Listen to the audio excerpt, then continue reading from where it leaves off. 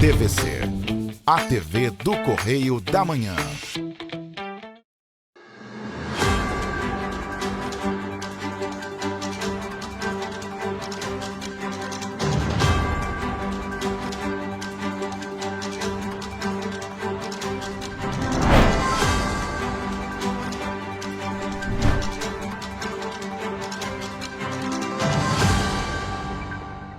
Olá, sejam todos muito bem-vindos ao Correio Serrano na TV. Frio em Petrópolis, hein?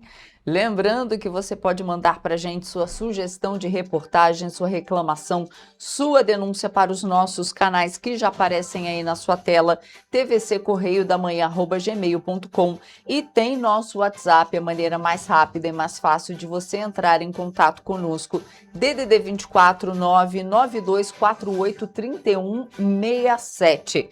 Então, flagrou alguma situação, tem uma reclamação, tem uma denúncia, manda pra gente. Fez foto, fez vídeo, manda pra gente.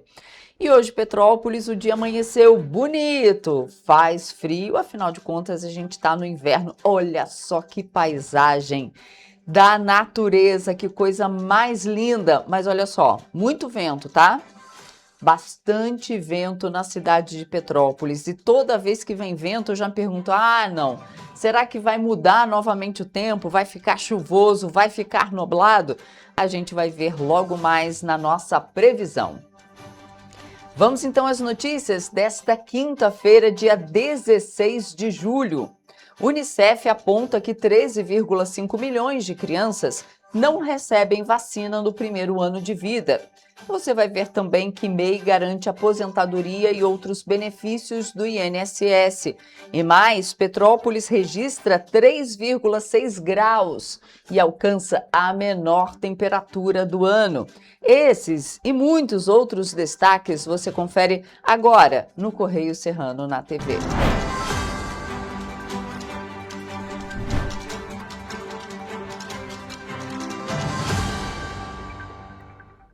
Então, a gente começa essa edição com os destaques do nosso jornal impresso Correio da Manhã, edição do Rio de Janeiro. Lembrando que você acompanha todas as notícias pelas nossas redes sociais, aqui pela nossa programação, no site, nas bancas, aqui na nossa região, apenas R$ 2 com Correio Petropolitano.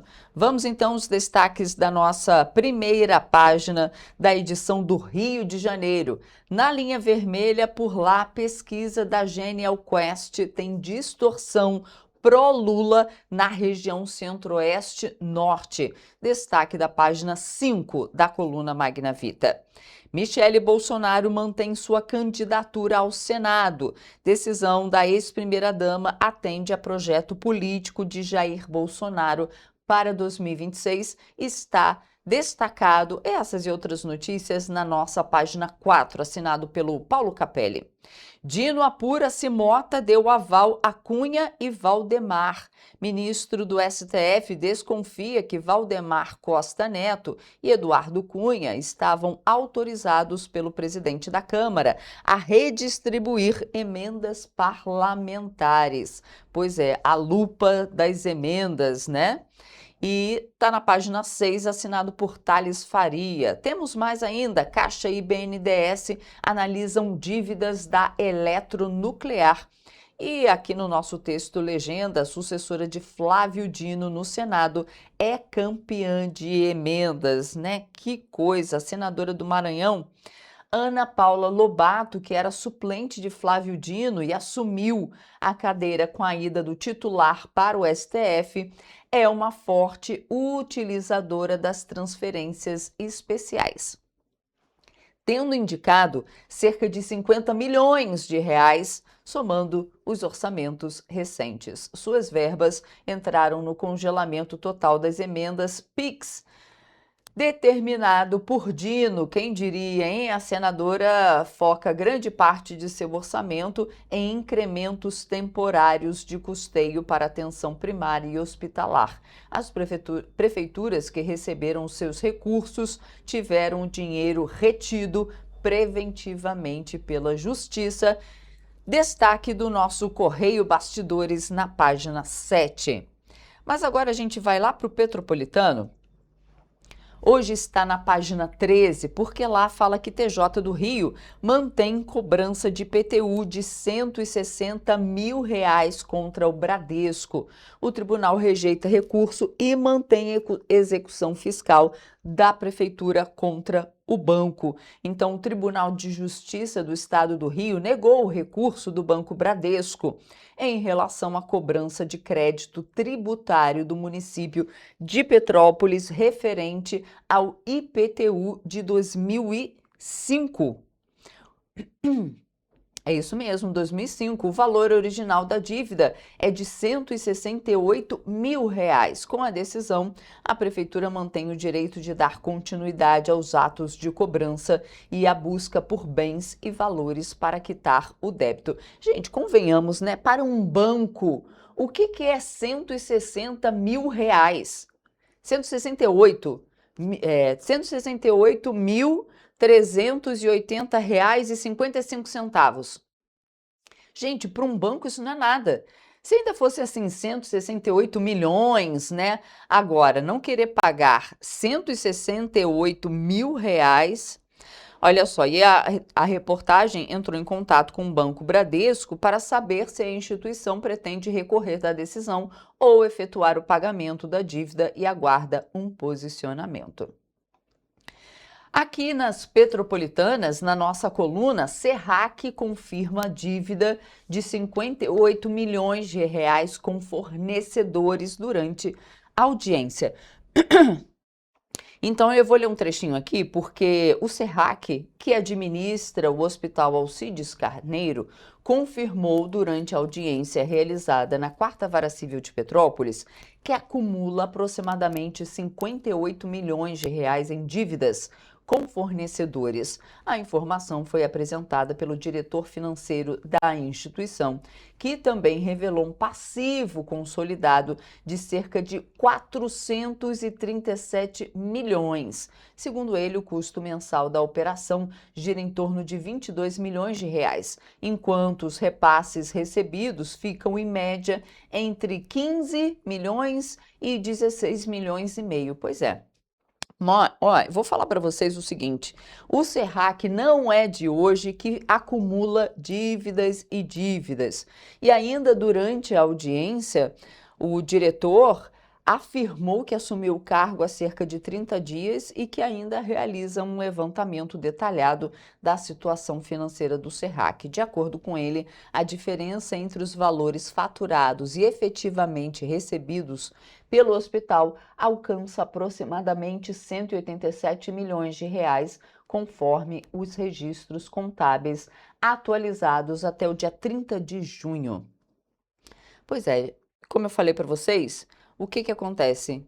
Há bastante tempo que o Serrac vem acumulando essas dívidas, mas vai chegar uma hora que vai estourar, né?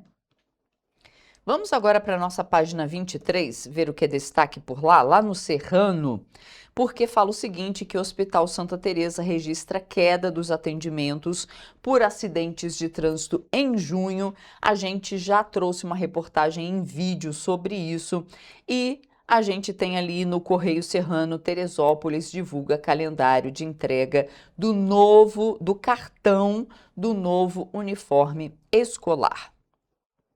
A gente tem muita reportagem em vídeo para trazer para vocês. E olha só, gente, a Presidência da República sancionou 2 leis voltadas ao fortalecimento da formação cidadã no país. Isso foi publicado na terça-feira e essas normas incluem educação política e os direitos da cidadania, como componente curricular obrigatório da educação básica e criam a Semana Nacional da Ética e da Cidadania. A Lei nº 15.468 de 2026 altera a Lei de Diretrizes e Bases da Educação Nacional para tornar obrigatória a abordagem de educação política e direitos da cidadania nas escolas. O tema passará a integrar o currículo da educação básica no âmbito dos estudos relacionados à realidade social e à política brasileira. Com a mudança, a legislação passa a prever expressamente que os estudantes tenham acesso a conteúdos voltados à compreensão da organização da sociedade, do exercício da cidadania e da participação democrática. Também foi sancionada a Lei nº 15.467 do mesmo ano, que institui a Semana Nacional da Ética e da Cidadania. As ações relacionadas ao tema vão ocorrer anualmente na primeira semana de maio em todo o território nacional. Segundo a norma, órgãos públicos, instituições de ensino, entidades representativas e organizações da sociedade civil vão poder promover atos que estimulem valores éticos e morais, fortaleçam o exercício da cidadania e incentivem iniciativas de combate à corrupção. Vamos ver como vai ser esse estudo, né? Porque na minha época a gente estudava moral e cívica. E aí foi retirado das escolas, foi retirado do currículo. Mas agora vamos ver como isso vai ficar, né? A Agência Nacional de Vigilância Sanitária, Anvisa, aprovou o registro de uma vacina que é um novo imunizante trivalente destinado à prevenção da influenza. Vamos ver. Segundo a Anvisa, a aprovação foi baseada em estudos clínicos que demonstraram resultados positivos, tanto na eficácia quanto na resposta imunológica provocada pela vacina. As análises que embasaram o pedido de registro identificaram elevadas taxas de soroproteção, quando o organismo apresenta níveis adequados de anticorpos capazes de proteger contra a doença e também de soroconversão, processo em que o sistema imunológico passa a produzir anticorpos detectáveis após a vacinação ou após contato com o vírus. A influenza é considerada um importante problema de saúde pública. Trata-se de uma infecção viral que atinge o sistema respiratório e está associada a surtos sazonais registrados todos os anos, especialmente nos meses de temperaturas mais baixas. Além dos sintomas como febre, dor no corpo, tosse, dor de garganta e mal-estar, a doença pode evoluir para complicações graves, como pneumonia, levando a internações e até mesmo a morte, principalmente entre pessoas mais vulneráveis. Os grupos com maior risco de desenvolver formas graves da influenza incluem crianças pequenas, idosos, gestantes e pessoas com doenças crônicas ou outras comorbidades. Esses públicos já fazem parte das prioridades das campanhas nacionais de vacinação realizadas pelo Ministério da Saúde. Apesar da aprovação do registro pela Anvisa, a vacina ainda não está disponível no Sistema Único de Saúde. Para que isso aconteça, o imunizante ainda deverá passar pela avaliação da Comissão Nacional de Incorporação de Tecnologias no SUS, que vai analisar a recomendação de incorporação. Após essa etapa, a decisão final caberá ao Ministério da Saúde. Até o momento, não há previsão para a conclusão desse processo, nem para o início da oferta da vacina na rede pública de saúde. Enquanto isso, a Anvisa destaca que a vacinação continua sendo uma das principais estratégias para reduzir a circulação do vírus influenza e prevenir casos graves da doença. E em maio de 2026, a produção industrial nacional mostrou variação negativa de 0,2% frente a abril, na série com ajuste sazonal. Os dados apontam ainda que 9 dos 15 locais pesquisados mostraram resultados negativos. Na passagem de abril para maio de 2026, a indústria nacional atinge variação negativa de 0,2%. Assim, ela interrompe 4 meses de resultados positivos na produção, onde acumulou um ganho de 4,3% no período. Os dados trazidos pelo analista da Pesquisa da Produção Industrial Mensal, Bernardo Almeida, do Instituto Brasileiro de Geografia e Estatística, apontam que, em termos regionais, 9 dos 15 locais pesquisados mostraram resultados negativos no período. Como principal influência negativa, nós temos a indústria da Bahia, com uma queda de 8,9%, sendo a maior queda também em termos absolutos para esse mês de maio. Isso vem após 4 meses de resultados positivos, onde a indústria baiana acumulou um ganho de 13,3%. Além da Bahia, as indústrias do Mato Grosso, região Nordeste, Minas Gerais, Rio Grande do Sul, Pará, Espírito Santo, Rio de Janeiro e São Paulo também apresentaram resultados negativos, que variaram da queda máxima de 8,9% até a mínima de 0,1%. No campo positivo, nós temos como principal influência a indústria de Santa Catarina, crescendo 2,3%. Esse resultado marca sua quarta taxa positiva consecutiva, acumulando no período um ganho de 6,5%. Em termos absolutos, 5 regiões estudadas apresentaram alta em maio, sendo elas Ceará, Pernambuco, Santa Catarina, Amazonas, Paraná e Goiás.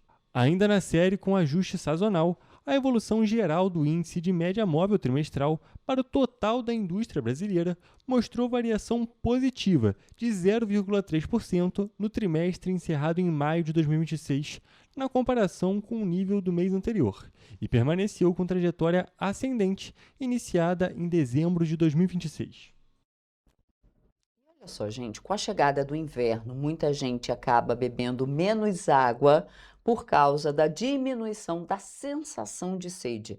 O problema é que esse hábito pode favorecer o aparecimento de doenças do trato urinário, como infecções e pedras nos rins. Por isso, a Secretaria de Estado de Saúde reforça que o diagnóstico precoce é fundamental e destaca os exames e tratamentos disponíveis pelo SUS nas unidades do Rio Imagem. Às vezes o frio mais intenso pode diminuir a nossa vontade de realizar atividade física, aumentar a nossa alimentação com alimentos mais processados, mais ricos em sódio e principalmente diminuir a nossa ingestão de água durante o dia. E isso pode facilitar a formação de cálculos renais. A queda das temperaturas muda a rotina da população e também pode afetar a saúde dos rins. Com menos sede, é comum reduzir o consumo de água durante o inverno, aumentando o risco de cistites, além de agravar outras doenças do trato urinário. Pacientes fora desse perfil que eu comentei, que tem algum sintoma como cólicas renais, dores lombares que irradiam para a região da virilha, sangramentos urinários, alterações da parte genital, aumento do volume testicular, dor testicular, ou algum sangramento ou alteração do hábito urinário, como ardência para urinar, dificuldade para urinar, aumento da quantidade de vezes que a pessoa vai no banheiro, também devem procurar algum atendimento com o urologista. Eu passei muito mal, com muitas dores, e aí fui para o Evandro Freira. Chegaram lá, eles fizeram um exame em mim e constou que tinha essa pedra. Comecei a sentir uma dor na barriga, fui para o médico, foi 2024, final de 2024, reclamando da médica que eu estava sentindo essa dor. Aí ela pediu para mim fazer uma ultra para ver o que era. Aí eu fiz, levei para ela falou que era pedra no rins. O diagnóstico precoce aumenta as chances de um tratamento mais simples e eficaz. Entre os exames oferecidos pelo Rio Imagem Centro está a urodinâmica, indicada para avaliar o funcionamento da bexiga e da uretra em pacientes com sintomas como incontinência urinária, bexiga hiperativa e dificuldade para urinar. O exame auxilia o médico a identificar a origem do problema e definir a melhor conduta para cada paciente. Esse exame é um exame funcional do aparelho urinário. Diferente de exames de imagem, como ultrassom ou tomografia, esse exame é capaz de avaliar a capacidade da bexiga de encher, armazenar e esvaziar, podendo mudar o tratamento que a gente oferece para o paciente. Nos casos de cálculos renais, uma das opções terapêuticas disponíveis é a litotripsia extracorpórea por ondas de choque. O procedimento é minimamente invasivo e fragmenta as pedras nos rins para facilitar a eliminação pela urina. A indicação depende da avaliação do urologista, que leva em consideração fatores como o tamanho, a localização e a composição do cálculo. Aqui fazemos a litotripsia extracorpórea por ondas de choque. O paciente deita numa máquina, essa máquina emite ondas de choque direcionadas para o cálculo renal do paciente e esse cálculo é fragmentado em pedaços menores, em que o paciente consiga eliminar espontaneamente. A litotripsia extracorpórea estamos oferecendo desde maio de 2025 e a urodinâmica estamos oferecendo desde maio desse ano de 2026. Oferecê-las é um upgrade no tratamento e diagnóstico de doenças urológicas. O acesso aos exames e tratamentos oferecidos nas unidades do Rio Imagem acontece por meio de encaminhamento da atenção primária, após atendimento em uma clínica da família ou em uma unidade básica de saúde da rede municipal. Para prevenir complicações, especialmente durante o inverno, a Secretaria de Estado de Saúde recomenda manter uma boa hidratação, ingerindo entre 2 e 3 litros de água por dia, além de praticar atividades físicas e evitar alimentos ricos em sódio e ultraprocessados. Para pacientes que nunca tiveram cálculo renal, recomendações gerais como ingestão de 2 a 3 litros de água por dia, manter exercício físico e alimentação saudável, mantendo um bom metabolismo, são recomendações fundamentais para evitar o cálculo renal. Para pacientes que já tiveram algum tipo de cálculo, é sempre importante procurar o seu urologista, porque dependendo do tipo de cálculo, pode ter alguma recomendação específica para o seu tipo de problema. Gente, água é fundamental, fundamental. A gente vai fazer um rápido intervalo e a gente volta já já.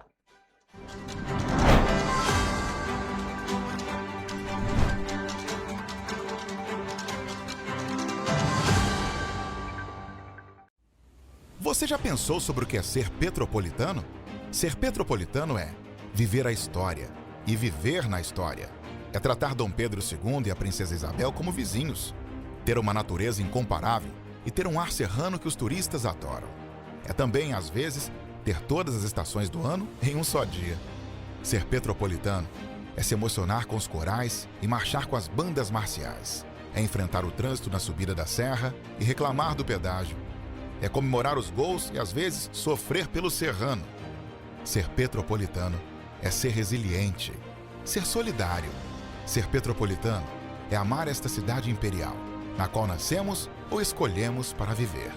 Correio Petropolitano, o jornal que tem no seu nome o orgulho de ser petropolitano. Todos os dias em uma banca perto de você.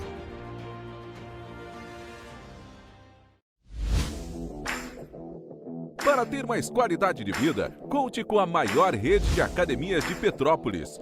Aqui na Corper, com uma mensalidade, você utiliza todas as unidades: Centro, Bingen, Itamaraty e Itaipava. Com planos a partir de R$ 98,00, a academia oferece ambientes modernos para você cuidar da sua saúde com segurança. Os espaços contam com dezenas de aparelhos de musculação, diversos equipamentos para aeróbico e funcional, além, é claro, de profissionais qualificados e uma extensa grade de aulas coletivas, que inclui dança, bike, jump, wolf fit, step fit, entre outras. Nossas estruturas são equipadas com salas de musculação e aulas coletivas, salas de avaliação física e nutricional, vestiários e estacionamentos amplos. Venha nos fazer uma visita e surpreenda-se! O seu jeito de beber te afastou das pessoas que você ama? Sabemos que sim. É possível encontrar uma nova maneira de viver com qualidade. Alcoólicos Anônimos pode ajudar.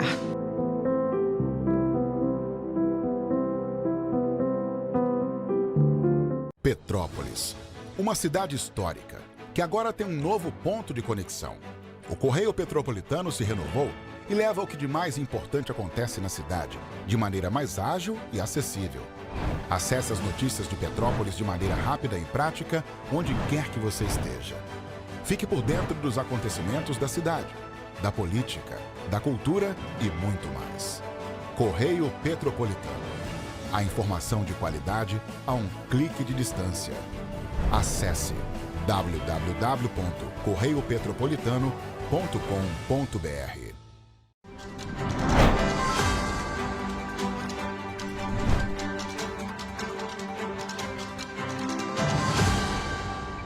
Estamos de volta. E a Polícia Civil realizou na quarta-feira, ontem, uma operação integrada com o Ministério Público do Rio, em São Paulo, em Minas Gerais e em Foz do Iguaçu. A ação resultou na prisão de 10 pessoas e no cumprimento de 37 mandados de busca e apreensão.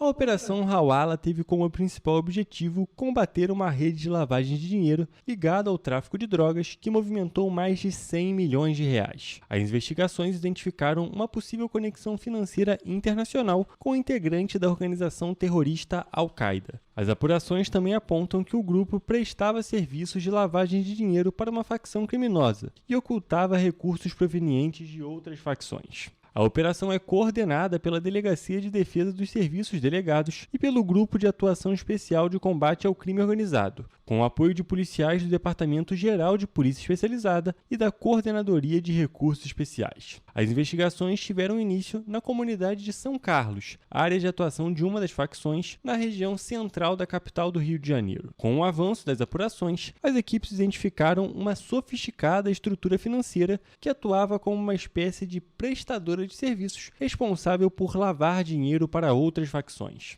A Polícia Civil apurou que, por meio das empresas de fachada, a organização criminosa movimentou mais de 100 milhões de reais entre 2021 e 2024. A análise financeira contou com o apoio do Laboratório de Tecnologia contra a Lavagem de Dinheiro da Polícia Civil. As diligências apontaram também que empresários de origem libanesa, proprietários de empresa registrada em São Paulo e Minas Gerais, integravam um núcleo responsável pela circulação interestadual e internacional de recursos ilícitos. As investigações também identificaram elementos que indicam a atuação de integrantes desse grupo na região da Tríplice Fronteira, entre o Brasil, Paraguai e Argentina, área historicamente monitorada por órgãos nacionais e internacionais de prevenção à lavagem de dinheiro e ao financiamento do terrorismo, por concentrar operações financeiras e logísticas utilizadas por organizações criminosas e grupos terroristas. Ainda durante as investigações, foi identificada uma relação comercial entre uma empresa ligada aos investidores e um indivíduo apontado por autoridades como integrante de uma estrutura de financiamento da organização terrorista Al-Qaeda. O homem é alvo de sanções do OFAC,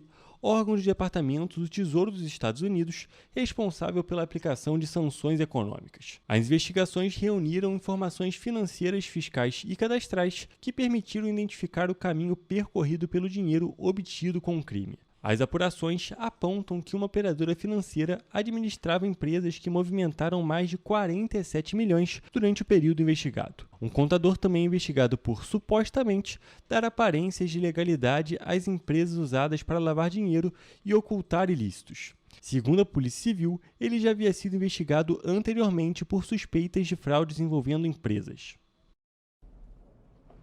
E agora uma boa notícia para os bombeiros e também para a população. A Corporação do Rio de Janeiro recebeu 35 novas viaturas do tipo Auto Rápido, que vão ampliar a capacidade de resposta do Corpo de Bombeiros do Rio em ocorrências que exigem deslocamento ágil e atuação em diferentes tipos de terreno.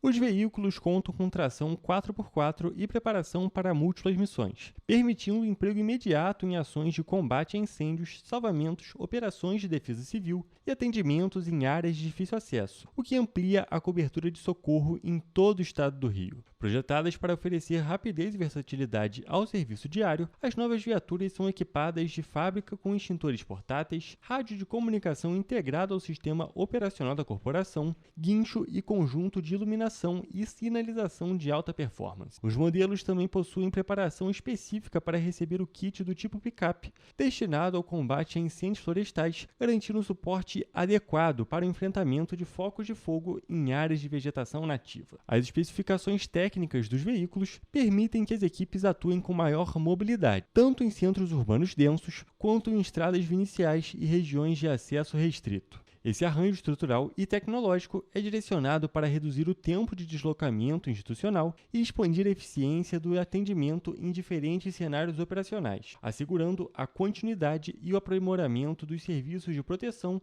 e salvamento prestados à população fluminense. E o Estado do Rio recebeu entre os dias 6 e 10 de julho uma equipe do Centro de Controle e Prevenção de Doenças dos Estados Unidos.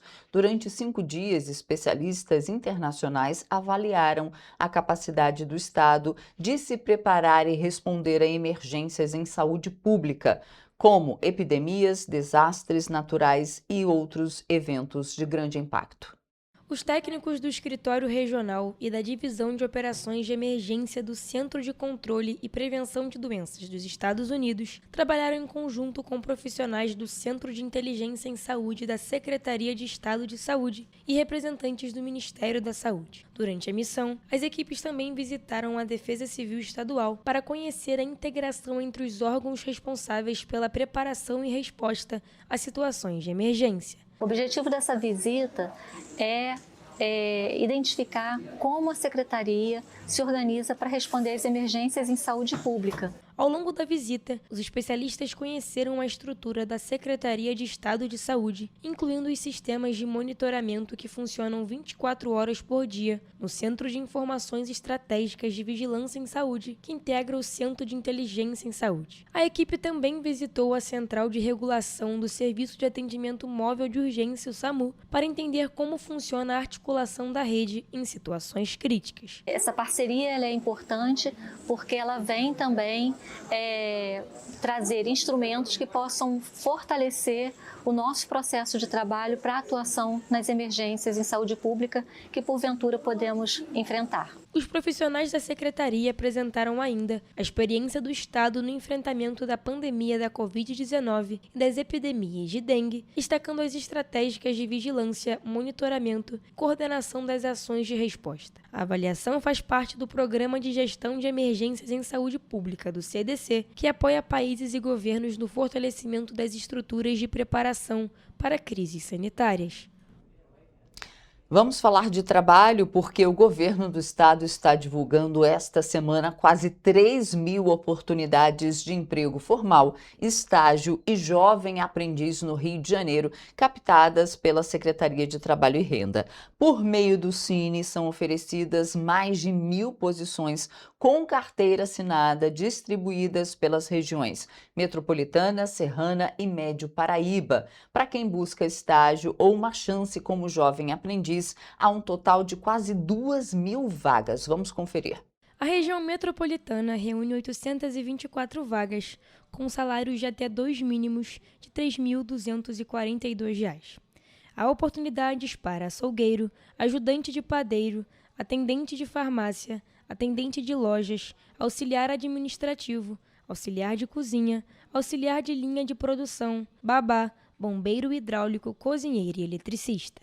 Para pessoas com deficiência, estão disponíveis 146 vagas para diferentes funções, com remunerações que variam entre 1 e 2 salários mínimos. No Médio Paraíba, há 59 oportunidades nos municípios de Valença, Volta Redonda e Vassouras, com e sem experiência, para diferentes níveis de escolaridade. Entre as funções oferecidas estão agente funerário, alinhador veicular, auxiliar de cozinha, auxiliar de expedição, auxiliar de mecânico de autos, costureira e eletricista de instalação de automotores.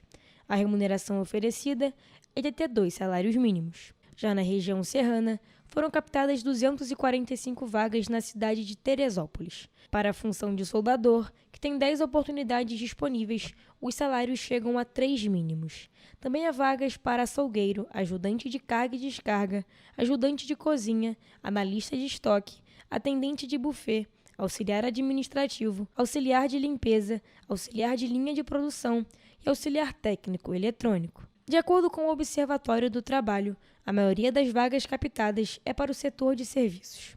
Por nível de escolaridade, 48% pedem o ensino médio completo e 42,6% o ensino fundamental completo.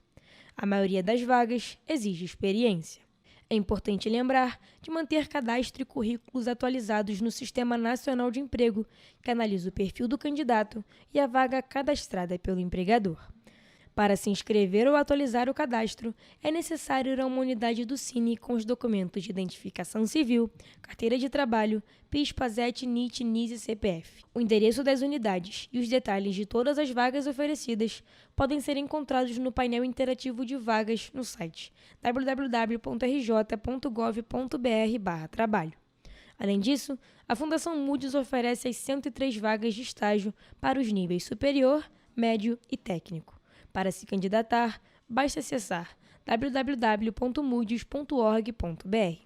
Já o CIEE oferece 1.691 oportunidades de estágio para diferentes níveis de escolaridade e oportunidades para jovem aprendiz. Informações mais detalhadas podem ser obtidas em www.ciee.org.br.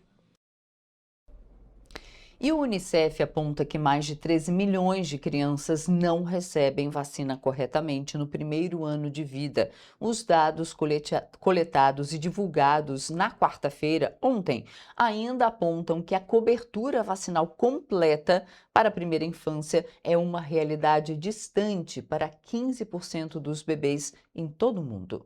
Em 2025, ao todo, 13 milhões e meio de crianças de todo o mundo não receberam nenhuma dose de vacina durante o primeiro ano de vida, e outras 7,3 milhões não tiveram um ciclo básico completo, ou seja, com 3 doses da vacina DTP, que protege contra difteria, tétano e coqueluche. Segundo o estudo de estimativas da OMS e Unicef de cobertura vacinal nacional, os números representam um avanço em relação ao ano anterior. Em 2025, 116 milhões de bebês receberam ao menos uma dose do imunizante, o que representa 750 mil a mais do que em 2024.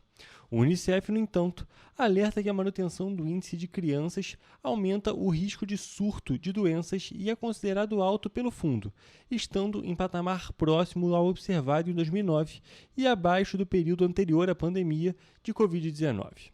Segundo o relatório, os dados compilados foram enviados pelos governos de 195 países e mostram que 100 deles mantiveram cobertura de pelo menos 90% com 3 doses da vacina DTP desde 2019, apresentando pouco progresso na ampliação deste grupo.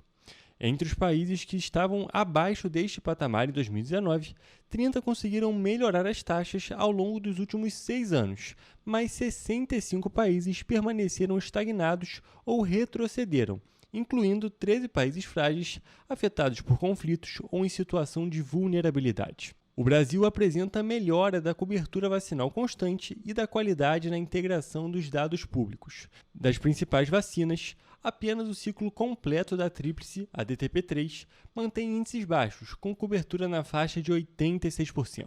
Os dados nacionais, porém, são alvo de uma crítica específica da Unicef, da ausência de levantamento independente sobre o tema nos últimos 5 anos, ação recomendada pela Organização Mundial da Saúde e pela Fundação para garantir qualidade dos dados. E quem atua como MEI, microempreendedor individual, e mantém em dia o pagamento do documento de arrecadação do Simples Nacional, garante acesso também à cobertura da Previdência Social. Além da aposentadoria, a contribuição permite o acesso a benefícios em caso de doença, incapacidade, maternidade e ainda protege os dependentes do segurado. Ao contribuir mensalmente para o INSS por meio do documento de arrecadação do Simples Nacional, o microempreendedor passa a ter direito a benefícios previdenciários desde que cumpra os requisitos específicos de cada modalidade, como idade mínima, tempo de contribuição e período de carência. A carência, por exemplo, corresponde ao número mínimo de contribuições exigidas para que o segurado tenha direito a determinados benefícios. As contribuições não precisam ser consecutivas, mas é importante manter os pagamentos em dia para não perder a chamada qualidade do segurado, que é o vínculo com a Previdência Social. Em regra, quem deixa de contribuir mantém essa condição por até 12 meses após o último pagamento. Depois desse período, pode perder o direito a alguns benefícios até voltar a contribuir. Já para a aposentadoria por idade, todas as contribuições realizadas ao longo da vida continuam sendo consideradas, mesmo que haja intervalos sem pagamento. O valor dos benefícios é calculado com base no histórico de contribuições feitas ao INSS desde julho de 1994. Quem sempre contribuiu apenas como MEI, cuja contribuição é calculada sobre um salário mínimo, normalmente receberá benefícios nesse valor. Já quem também teve vínculos empregatícios com salários mais altos, poderá receber um benefício superior ao piso nacional, de acordo com o histórico de contribuições. O MEI tem direito à aposentadoria por idade. Para quem começou a contribuir após a reforma da Previdência em novembro de 2019, as mulheres precisam ter 62 anos de idade e pelo menos 15 anos de contribuição. Já os homens devem ter 65 anos e 20 anos de contribuição. Para quem já contribuía antes da reforma, continuam valendo as regras de transição. Os microempreendedores podem consultar informações sobre benefícios, tempos de contribuição e situação previdenciária pelo aplicativo Meu INSS, pelo site oficial do Instituto ou pela Central de Atendimento 135. A recomendação é manter as contribuições em dia para garantir o acesso aos benefícios previdenciários sempre que necessário. Agora, a gente vai dar uma reportagem que eu falei sobre isso ontem, porque a gasolina vai passar a ter 32% de etanol a partir do dia 1º de agosto. De acordo com o governo federal, a mudança deve reduzir o preço do litro do combustível em cerca de 3 centavos e diminuir a dependência da importação de gasolina. Vamos conferir. O anúncio foi feito pelo ministro de Minas e Energia, Alexandre Silveira, após decisão do Conselho Nacional de Política Energética. De acordo com o ministro, além de contribuir para a redução no preço do combustível, o aumento da participação do etanol na gasolina também diminui a dependência do Brasil da importação de gasolina, aproveitando a capacidade nacional de produção de biocombustíveis. A medida terá validade inicial de 180 dias e poderá ser prorrogada por mais 180 dias. Apesar do caráter temporário, o governo não descarta tornar o novo teor de etanol permanente, caso os resultados sejam positivos. Segundo Alexandre Silveira, a adoção do chamado E32 foi baseada em testes realizados pelo Instituto Mauá de Tecnologia, que apontaram que a mistura não compromete o desempenho de veículos leves e motocicletas, inclusive aqueles que não possuem motores flex. O ministro afirmou ainda que a Agência Nacional do Petróleo, Gás Natural e Biocombustíveis vai continuar coordenando estudos para avaliar misturas com percentuais ainda maiores de etanol, como o E35, que prevê 35% de etanol na gasolina. Segundo o Ministério de Minas e Energia, uma eventual ampliação do teor dependerá não apenas dos resultados técnicos dos testes, mas também de uma análise econômica. De acordo com a pasta, caso o aumento seja considerado viável e benéfico, novos percentuais poderão ser adotados futuramente. Caso contrário, o percentual poderá ser revisto. É mais um produto nosso que vai caindo a qualidade. Agora é sabor gasolina, né? Porque tinha o chocolate e aí o chocolate foi perdendo o percentual de cacau e virou sabor chocolate. Agora é a nossa gasolina, que daqui a pouco tem mais etanol do que gasolina mesmo. E é óbvio que você vai gastar mais, porque o álcool, ele na combustão ali do carro, ele evapora muito mais rápido, então você vai começar a gastar muito mais para abastecer o seu veículo. Agora é sabor gasolina. É isso aí. A gente vai fazer um rápido intervalo e tem muito mais no próximo bloco. Não sai daí, a gente volta já.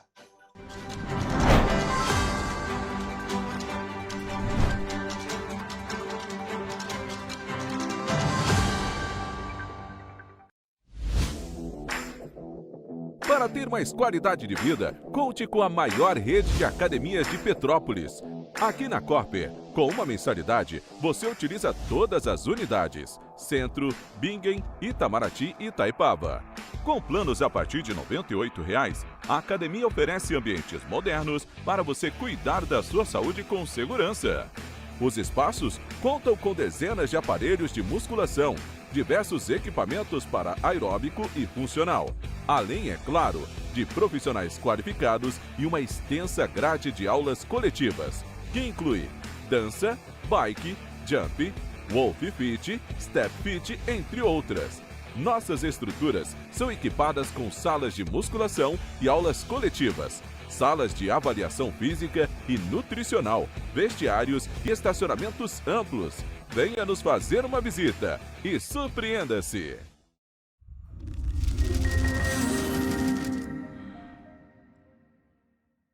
O grupo de jornais que mais cresceu no Brasil apostou na força do impresso e no jornalismo direito. Em setembro de 2025, o Grupo Correio da Manhã completa 6 anos de uma trajetória marcada por coragem, compromisso e credibilidade. Resgatamos a história do jornal mais importante do Brasil no século XX e hoje somos protagonistas da nossa história no século XXI. Acreditamos na responsabilidade de colocar a informação correta no papel. Enquanto o mundo digital muda a cada segundo, o jornal impresso permanece como referência de verdade e confiabilidade. Contamos com 4 parques gráficos próprios, no Grande Rio, em Volta Redonda, no Núcleo Bandeirante e em Areal. Em Brasília, equipados com 8 rotativas de alta tecnologia que produzem todos os nossos jornais em cores. São 5 jornais diários. Correio da Manhã, Estado do Rio, Correio da Manhã Nacional, Correio Sul-Fluminense, Correio Petropolitano, Correio da Manhã Distrito Federal e o Grupo Vai Além. Abriga o tradicional Jornal da Barra, com 35 anos de história, a lendária revista O Cruzeiro e o Jornal de Turismo, publicado há 59 anos. Na área eletrônica, temos a TVC, TV Correio da Manhã, no ar há 24 anos pelo canal 16 de Petrópolis, com estúdios também no Rio de Janeiro e em Brasília. Crescemos com uma missão clara: levar ao leitor uma informação verdadeira. É o jornalismo direto e direito, um jornal que respeita a política e é respeitado pelos políticos. Nossas páginas e plataformas reúnem um time de jornalistas e colunistas de peso: Fernando Molica, Rodolfo Lago, Thales Faria, Cláudio Magnavita, Ricardo Cravo Albim, Rui Castro, Alexandre Garcia, Aristóteles Drummond, entre outros nomes que ajudam a construir a credibilidade da nossa marca. São 4 redações integradas e um conteúdo cada vez mais ampliado no meio digital. Grupo Correio da Manhã. Informação com tanta credibilidade que é impressa todos os dias.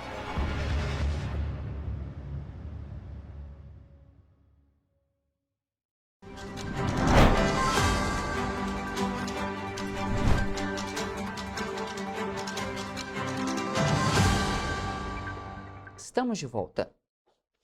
E o Tribunal de Contas do Estado do Rio apontou inconsistência de quase 210 milhões de reais nas contas de 2024 do INPAS, que é o Instituto de Previdência e Assistência Social dos Servidores Públicos de Petrópolis. O órgão determinou, o TCE, que o ex-presidente do Instituto, Claudinei Constantino Portugal, apresente esclarecimentos no prazo de até 15 dias. As contas ainda não foram julgadas e o processo segue em análise.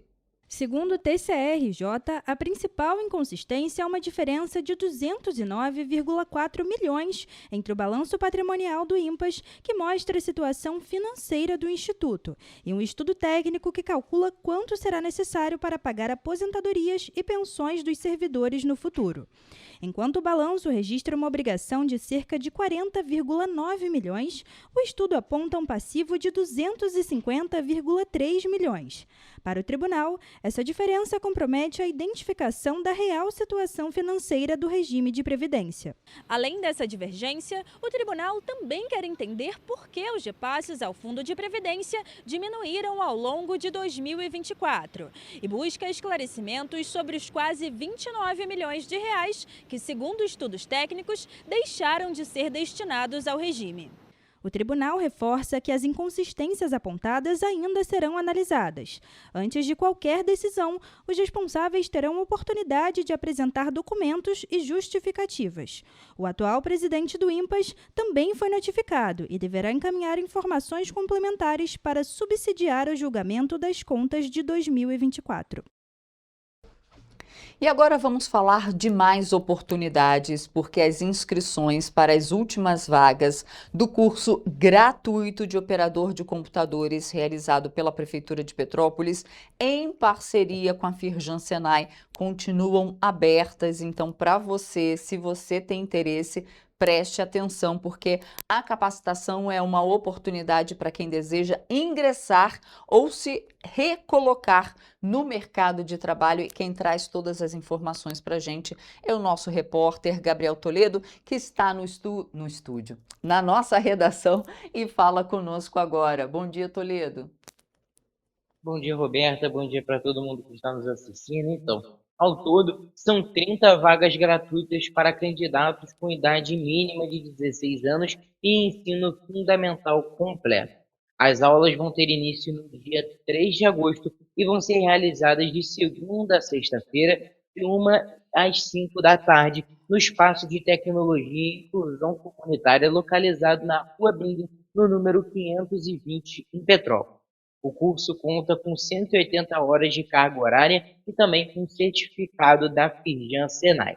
Durante a formação, os alunos vão ter acesso a conteúdos sobre sistemas operacionais, aplicativos, organização de dados e segurança da informação, desenvolvendo competências cada vez mais exigidas pelo mercado de trabalho.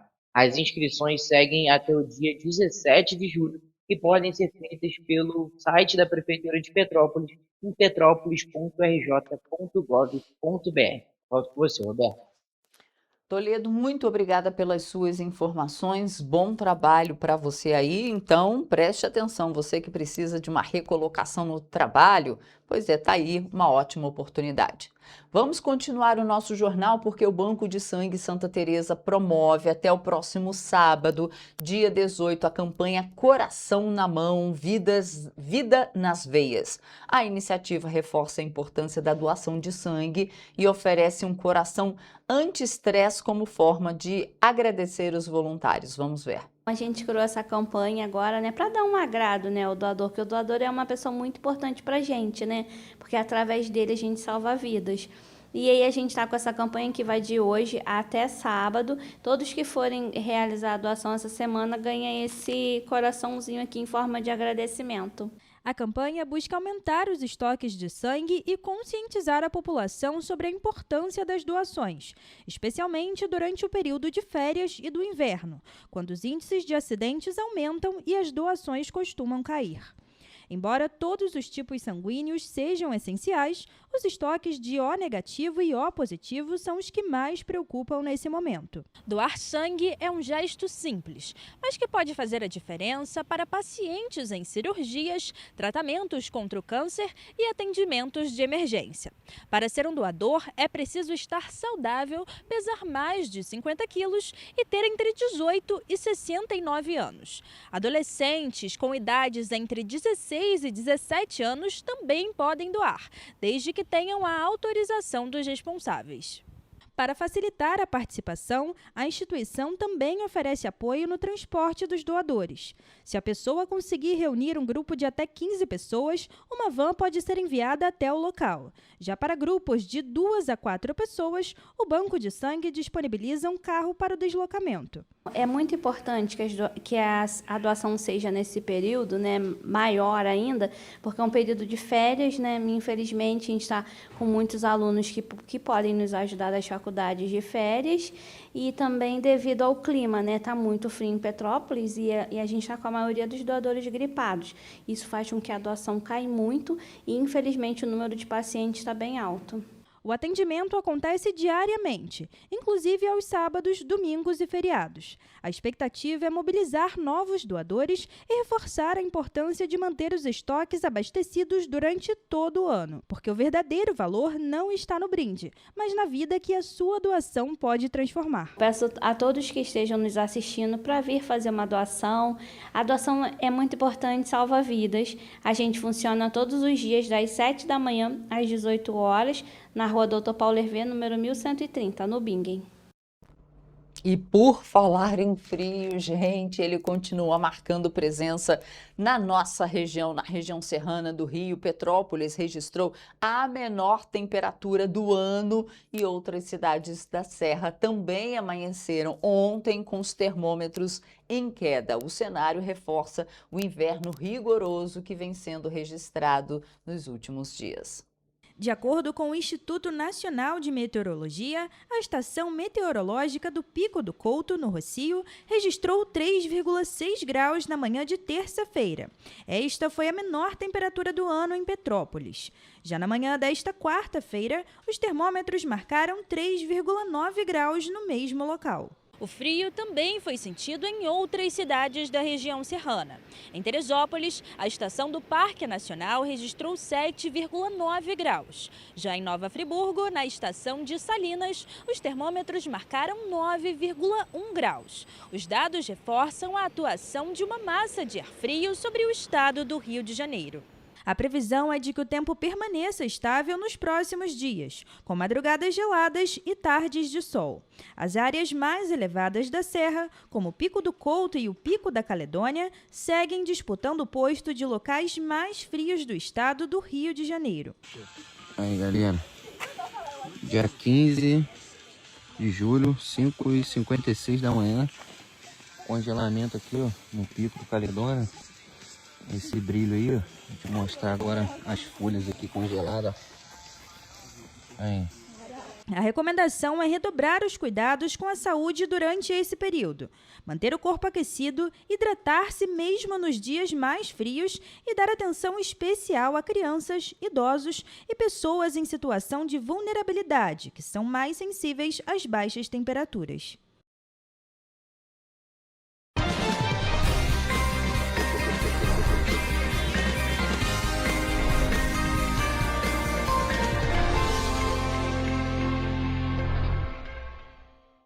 E olha, gente, o tempo no Sudeste nesta quinta-feira vai ter predomínio de sol e tempo firme, com tardes de baixa umidade e manhãs frias. E não há previsão de chuva para a maior parte da região e as temperaturas devem entrar em elevação ao longo do dia. Mas vamos agora para a previsão de cidade por cidade. Em Nova Friburgo, a quinta-feira vai ser de tempo ensolarado, com nevoeiro ao amanhecer e também à noite. Os termômetros variam entre a mínima de 7 e a máxima de 18 graus. E mais uma vez, Nova Friburgo vai registrar a menor temperatura das cidades da região serrana, batendo os 7 graus nas primeiras horas do dia. Em Teresópolis, o dia vai ser de sol com nevoeiro ao amanhecer e à noite de céu limpo. As temperaturas variam entre a mínima de 8 e a máxima de 19 graus. Aqui em Petrópolis, o dia vai seguir exatamente essa tendência. A quinta vai ser de sol, com nevoeiro ao amanhecer, aquele tradicional russo, e à noite o céu vai continuar sem nuvens. Os termômetros variam entre 8 e 19 graus. Agora, mudando de região, indo para o centro-sul do estado, o destaque fica para as temperaturas mínimas, já que normalmente por lá o dia fica um pouco mais quente. Em Paraíba do Sul, a quinta-feira vai ser de sol o dia todo, sem nuvens no céu, e à noite também de tempo aberto, ainda sem nuvens. Os termômetros vão variar entre a mínima de 10 e a máxima de 23 graus. E para finalizar nossa previsão, em Três Rios o dia vai ser parecido, com sol o dia todo e sem nuvens no céu, e à noite o céu continua bem limpinho. Os termômetros vão marcar exatamente a mesma temperatura de Paraíba do Sul, variando entre a mínima de apenas 10 graus e a máxima de 23 graus. E assim, a gente finaliza a nossa previsão do tempo para as cidades da nossa região de cobertura.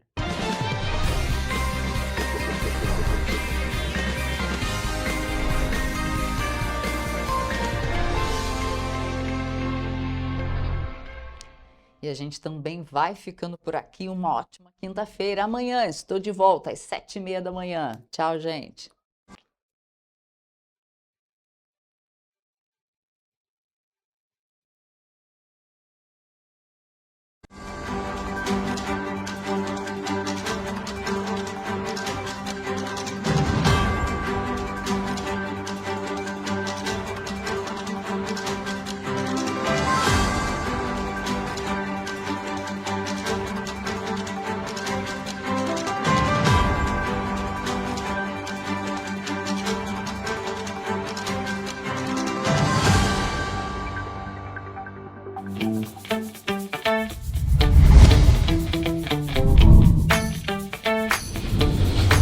TVC, a TV do Correio da Manhã.